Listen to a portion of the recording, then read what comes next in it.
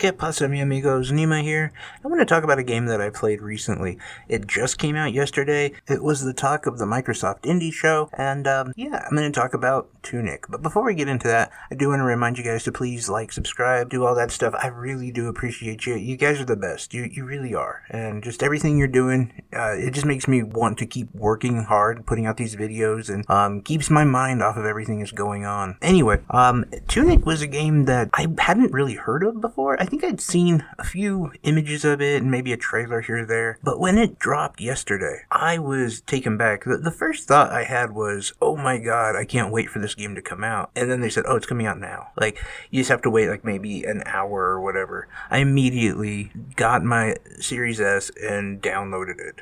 And I have been playing it pretty much ever since. Now, I love Legend of Zelda and Legend of Zelda type games, so I figured a fox in that role would be awesome, and of course I was right. Like, a fox as Link rules, especially when you compare it to the fact that it has amazing graphics, and there's just so much to love about this game. But first off, I want to talk about, like, the exploration, because that's really how this game starts, and that's the heart of it. And you're not really given a direction of where to go, but a lot like a Legend of Zelda game, you're kind of prodded in the right direction just because it's your only option. But as you go through this, in like the first 4 hours alone, you experience so many different environments. You're basically in the same area, but you see like the beach, like a forest area, ruins, underground like tomb, water, like all these different environments that you get to experience just like that. And it just tells you the capacity that this game has for biomes and for environments in general. Now, the thing like I also really do like about this game is the upgrades, the weapons,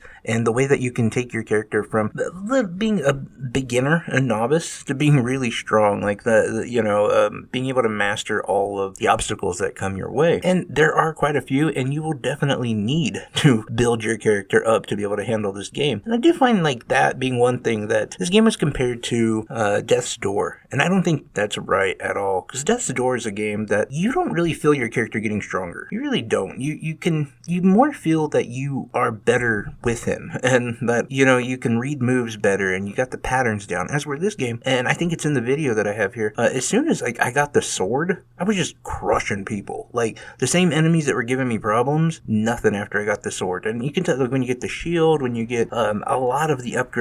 In fact, I wanted to get more of a boss fight going on. When I was doing the video, unfortunately, I threw dynamite at one of the bosses and basically one hit killed him. So yeah, like this game definitely has like also the capacity to be on the easy side at times. Like if you get the right items and you handle an obstacle the right way, whether it be a boss or a puzzle or whatever, yeah, you'll have no problems. You'll overcome easily. But if you don't, then it can be a little challenging. And so I do like the way that this game plays out on both sides. And once you really get into it, after like I would say the 4-hour mark in that range, then the game really does kind of hype up and start going back to some of those tropes, those Legend of Zelda tropes that we all love. But I was kind of thinking too, I don't know if we should actually compare it to Legend of Zelda, because it's its own game for sure, like without a doubt. The way that they tell a story is incredibly unique. The fact that, and I don't know if it's just because it was a beta or what, but it's all, I believe, in Japanese. You're given some English translation, but not for a lot of things. Like the items, for instance. Like I kind of had to just guess what they are. Some of the other things in the game you can't really tell. And I tried to change the language to English just to like make sure. And of course, it was already set there, so I don't really know what that's about. But I kind of like it just because it kind of masks this mystery that you're trying to uncover even further, and kind of gives you more and more to kind of delve into and to kind of try to figure out what's going on and why you're in this place where obviously this was a beautiful capital city of some sort or some big kingdom, and like now it's halfway underwater. And you can kind of see when you're walking in certain areas, you can look down and you can see like stairs and you can see ruins, the soldiers that you fight, and some of the enemies, most of them are actually ghosts. They're not actually like a live being. They don't know why they're fighting.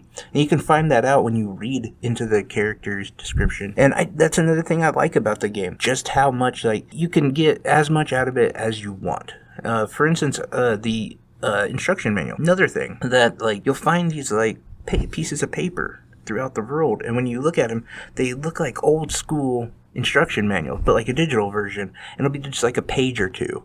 And as you collect them, you're actually collecting the instruction manual, and it's this like beautifully drawn instruction manual that tells you what to do and how to do it, until it gives you tips on like the enemies. And so it just has this wonderful way of telling this story, at the same time having that exploration that is still incredibly viable without like burning you out. Like, I think the FromSoft games are fantastic and they're great, but I never pay attention to their stories because, like, for me, it's just kind of a pain in the butt. You have to remember so little. So this does save a lot, and it doesn't give you just tidbits. It'll give you a good chunk, so you kind of have a good idea.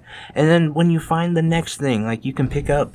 Now, there's like no voice acting or anything like that, but the music is fantastic. I think we've been over the graphics and how great the graphics are. I really love this game. I do wish it would come out on the Switch. I think this would be a fun game to like play at work or take on the road, something like that. But I really just can't say enough about it. It's amazing, and I don't think we should call it a Legend of Zelda-like game. I think Tunic is its own game.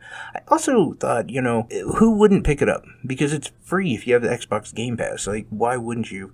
I did kind of want to pose a question. If a game comes out on the Game Pass, does a review really matter? Do we not value these games as high as we would if we had to pay for them? I don't know, just something I was thinking about as I was starting to come up with a reason to convince you guys why you should play the game. And then I was like, well, they don't have to spend any money, so why wouldn't they be against it? Like, I'm going to do a video on Shredders. That game sucked, but it's worth it to just check it out if you want to. But anyway, guys, I appreciate you. You have a great day.